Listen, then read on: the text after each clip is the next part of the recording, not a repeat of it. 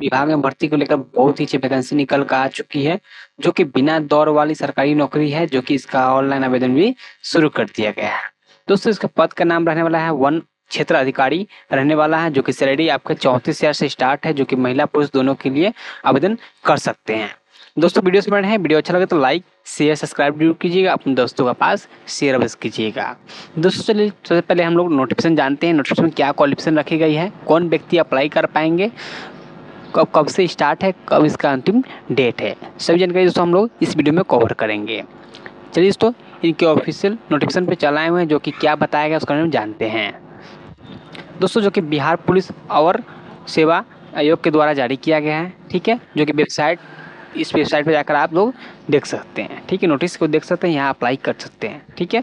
इसमें बताया गया बिहार सरकार पर्यावरण वन एवं जलवायु परिवर्तन विभाग में वनों के क्षेत्र पदाधिकारी के रिक्त पदों पर प्रतियोगिता परीक्षा के आधार पर सीधी नियुक्ति हेतु विज्ञापन ऑनलाइन आवेदन पत्र प्राप्ति की अंतिम तिथि 1/6/2025 तक रखा गया है, जो कि इसका आवेदन आज से दोस्तों स्टार्ट है, जो कि 1 मई से इसका आवेदन स्टार्ट है, यानी कि हो चुका है, और इसका अंतिम डेट 1/6/2025 रखा गया है, यानी कि 1 मंथ तक आपका आवेदन चलने वाली है, ठीक है। जो कि दोस्तों विज्ञापन संख्या 02/2025 रखा गया है, ठीक है, जो कि बिहार सरकार पर्यावरण एवं जलवायु परिवर्तन विभाग में वनों के क्षेत्र पदाधिकारी के रिक्त पदों पर संख्या निम्न है, यानी कि जो कि 24 पोस्ट है, जो कि बिहार में टोटल, ठीक है।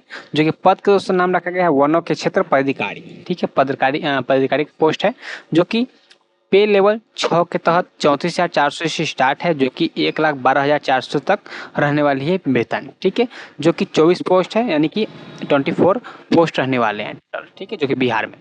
उसके आगे बताया गया इन पदों पर नियुक्ति हेतु प्रतियोगिता परीक्षा आयोजित की जाएगी, ठीक है, जिसके लिए विज्ञापन संख्या 02/2025 यहाँ जारी किया जा रहा है, ठीक है। ऑनलाइन आवेदन पत्र भरने की प्रक्रिया दिनांक 1/5/2025 से प्रारंभ होगी, ठीक है, जो कि 1/5/2025 से स्टार्ट हो चुकी है, ठीक है। जो कि आगे बताया गया उक्त पदों पर चयन के लिए बिहार पुलिस और सेवा आयोग द्वारा अभ्यर्थियों से ऑनलाइन आवेदन पत्र प्राप्त किया जाएगा, ठीक है।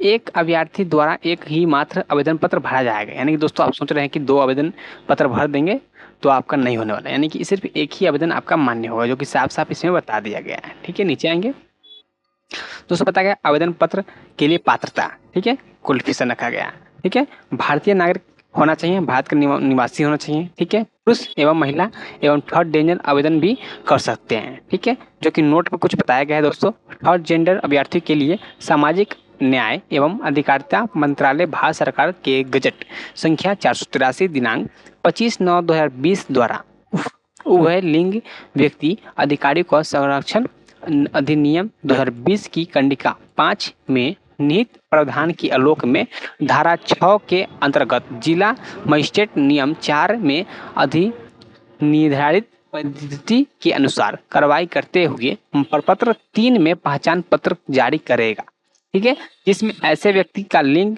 अंकित होगा, तदनुसार उनकी श्रेणी का निर्धारण किया जाएगा, ठीक है। जो कि दोस्तों थर्ड जेंडर जो कि किन्नर होते हैं कह सकते हैं हिंदी में, ठीक है, थर्ड जेंडर के लिए कुछ नियम रखा गया है, जो कि नोट में बता दिया गया है साफ साफ, ठीक है। आगे से बताया गया अभ्यर्थी की शैक्षणिक योग्यता दिनांक 1/1/25 तक, यानी 1/2/2025 तक न्यूनतम शैक्षणिक योग्यता पशुपालन एवं पशु रोग विज्ञान, वनस्पति विज्ञान, रसायन विज्ञान, भूगर्भ विज्ञान, गणित, भौतिक शास्त्र, सांख्यिकी एवं जंतु विज्ञान विषयों में से कम एक विषय के साथ स्नातक डिग्री अथवा कृषि स्नातक डिग्री अथवा अभियंत्रण में किसी मान्यता प्राप्त विश्वविद्यालय या सक्षम से स्नातक डिग्री होनी चाहिए, ठीक है, जो कि आपने क्वालिफिकेशन के बारे में जान चुके हैं, ठीक है।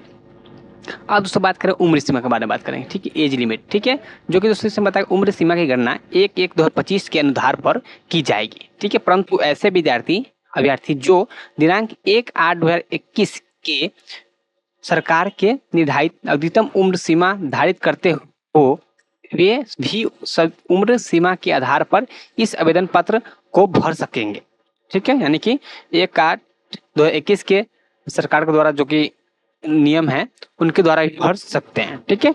आगे दोस्तों बताया गया है अभ्यर्थी की उम्र दिनांक 1/1/2025 मैट्रिक अथवा सक्षम प्रमाण पत्र अनुसार निम्न होगी। ठीक है, सामान्य कोटि के पुरुष के लिए न्यूनतम उम्र 21 वर्ष और अधिकतम उम्र 37 वर्ष एवं महिला के लिए 21 वर्ष से 40 वर्ष होनी चाहिए। ठीक है, जो कि पुरुष के लिए 21 से 37 वर्ष होनी चाहिए। ठीक है, महिला के लिए 21 से 40 वर्ष होनी चाहिए। ठीक है, पिछड़ा वर्ग एवं अत्यंत पिछड़ा वर्ग पुरुष एवं महिला के लिए थर्ड जेंडर के लिए 21 से 40 वर्ष उम्र बीच में होनी चाहिए। ठीक है, अनुसूचित जाति अनुसूचित जनजाति पुरुष एवं महिला के लिए 21 से 42 वर्ष रखा गया है। ठीक है, नीचे आगे दोस्तों बताया गया शारीरिक मापदंड कुछ बताया गया है। ऊंचाई और सीना के लिए कोई अंक दे नहीं होगा, यानी कि आपका सीना मापा होगा और ऊंचाई नाप होगा तो उसमें आपको कोई अंक दे नहीं होगा। ठीक है, यानी कि नंबर आपको नहीं दिया जाएगा। ठीक है, परंतु विविध अताएं पूरी नहीं करने वाले अभ्यर्थी को असफल घोषित किए जाएंगे, यानी कि आपको जो शारीरिक मापदंड होगा उसमें भाग नहीं लेते हैं तो आपको असफल कर दिया जाएगा। ठीक है, आगे उसको बताया ऊंचाई। ठीक है, अनारक्षित सामान्य वर्ग पिछड़ा वर्ग अत्यंत पिछड़ा वर्ग एवं अनुसूचित जाति वर्ग पुरुष के लिए न्यूनतम हाइट ऊंचाई 163 सेंटीमीटर होनी चाहिए। ठीक है, और अनुसूचित जाति जनजाति पुरुष के लिए न्यूनतम 152.5 सेंटीमीटर होनी चाहिए। ठीक है, अनारक्षित सामान्य वर्ग पिछड़ा वर्ग अत्यंत पिछड़ा वर्ग एवं अनुसूचित जाति वर्ग के महिलाओं के लिए 150 सेंटीमीटर होनी चाहिए। ठीक है, और अनुसूचित जाति जनजाति महिला के लिए न्यूनतम ऊंचाई 145 सेंटीमीटर होनी चाहिए। ठीक है, सीना सिर्फ पुरुष के लिए नापा जाएगा। ठीक है, अनारक्षित सामान्य वर्ग पिछड़ा वर्ग अत्यंत पिछड़ा वर्ग अनुसूचित जाति एवं अनुसूचित जनजाति पुरुष के लिए बिना फुलाए सीना 79 सेंटीमीटर होनी चाहिए पुरुष के लिए। ठीक है, फुलाकर दोस्तों 84 सेंटीमीटर न्यूनतम होनी चाहिए। ठीक है, फुलाने के लिए बाद सीना में कम से कम 5 सेंटीमीटर का अंतर होना अनिवार्य होगा। ठीक है, आप सीना फुलाते हैं ताकि 5 सेंटीमीटर का अंतर होना चाहिए। ठीक है, महिला के लिए सीना की मापी नहीं की जाएगी। ठीक है, नीचे आएंगे आगे सो बताएगा प्रथम प्रश्न पत्र। ठीक है, जो कि आपका एग्जाम पैटर्न होगा। ठीक है, प्रथम प्रश्न 50 बहुविकल्पीय प्रश्नों का 100 अंकों का सामान्य हिंदी का होगा, जिसमें न्यूनतम अंक 30 अंक प्राप्त करना अनिवार्य होगा। ठीक है, अन्यथा उन्हें आयोग द्वारा घोषित कर दिया जाएगा। प्रत्येक सही उत्तर के लिए 0.02 2 अंक दिया जाएगा। ठीक है, एवं प्रत्येक गलत उत्तर के लिए 0.2 अंक काटा जाएगा। ठीक है, एक क्वेश्चन गलत पर आपका 0.2 काटा जाएगा। ठीक है, सामान्य हिंदी पात्र के लिए परीक्षा की अवधि 1 घंटे की होगी। ठीक है, सामान्य हिंदी पात्र का प्रपत्र मेघा अवधारणा में नहीं जोड़ा जाएगा। ठीक है, द्वितीय प्रश्न पत्र। ठीक है, द्वितीय प्रश्न पत्र सामान्य अर्थ का होगा, जो सामान्य ज्ञान एवं समसामयिक मुद्दों के सामान्य विज्ञान, नागरिक शास्त्र, भारतीय इतिहास, भारतीय भूगोल, गणित एवं मानसिक योग्यता जांच से संबंधित कुल 100 बहुविकल्पीय प्रश्न का होगा। ठीक है, जिसका पूर्णांक 300 अंकों का होगा। ठीक है, एवं परीक्षा की अवधि 2 घंटे की होगी। प्रत्येक सही उत्तर के लिए 0.3 अंक दिए जाएगा एवं प्रत्येक गलत उत्तर पर 0.3 अंक काटा जाएगा। ठीक है, आगे बताया दोस्तों लिखित परीक्षा। ठीक है, लिखित परीक्षा में प्राप्त अंकों के आधार पर रिक्त के 6 गुना अभ्यर्थियों का चयन आरक्षण कोटिवार मेघा अनुसार किया जाएगा। ठीक है, तथा उन्हें साक्षात्कार के लिए आमंत्रित किया जाएगा, यानी कि उनको इंटरव्यू के लिए बुलाया जाएगा। ठीक है, साक्षात्कार हेतु अतः प्राप्त अभ्यर्थियों की पर्याप्त संख्या में अनुपलब्ध की दशा में उक्त अनुपात का उपयुक्त रूप से कम किया जा सकता है। ठीक है, साक्षात्कार उम्मीदवारों के संपूर्ण व्यक्तित्व एवं वनों के क्षेत्र पदाधिकारी के पद पर नियुक्ति के लिए उनकी योग्यता आंकी जाएगी। ठीक है, साक्षात्कार का कुल अंक 50 अंकों का होगा। ठीक है, साक्षात्कार में प्राप्त अंक को लिखित परीक्षा के प्राप्त में जोड़ा जाएगा। ठीक है, आपका इंटरव्यू ले जाएगा 50 अंक का होगा, उसको नंबर और आपका एग्जाम नंबर जोड़कर दिया जाएगा। ठीक है, तथा दोनों के योग के आधार पर अंतिम मेघा सूची तैयार की जाएगी। उसको बताया मेघा सूची एवं नियुक्ति की अनुशंसा। ठीक है, उपरोक्त पदों पर नियुक्ति हेतु चयन के लिए अंतिम रूप से सफल मेघा सूची लिखित परीक्षा एवं साक्षात्कार में प्राप्त अंकों के आधार पर आरक्षण कोटिवार तैयार की जाएगी। ठीक है, लिखित परीक्षा में 2 या 2 से अधिक अभ्यर्थियों का समान अंक प्राप्त करने की दिशा में मेघा सूची के उनके स्थान का अवधारणा उनकी जन्म तिथि के आधार पर किया जाएगा। ठीक है, अगर सेम आपका नंबर आता है 200 नंबर आता है, सेम आता है आपका, तो आपके जन्म तिथि के अनुसार आपको दिया जाएगा। ठीक है, अर्थात उम्र में वर्गीय अभ्यर्थी मेघा कम से कम ऊपर रहेंगे। असमान अंक प्राप्त करने एवं समान जन्म तिथि वाले 2 या 2 से अधिक अभ्यर्थी के दशा में मेगा सूची में उनके स्थान का निर्धारण शैक्षिकता योग्यता के आधार पर अवधारित किया जाएगा। ठीक है, अर्थात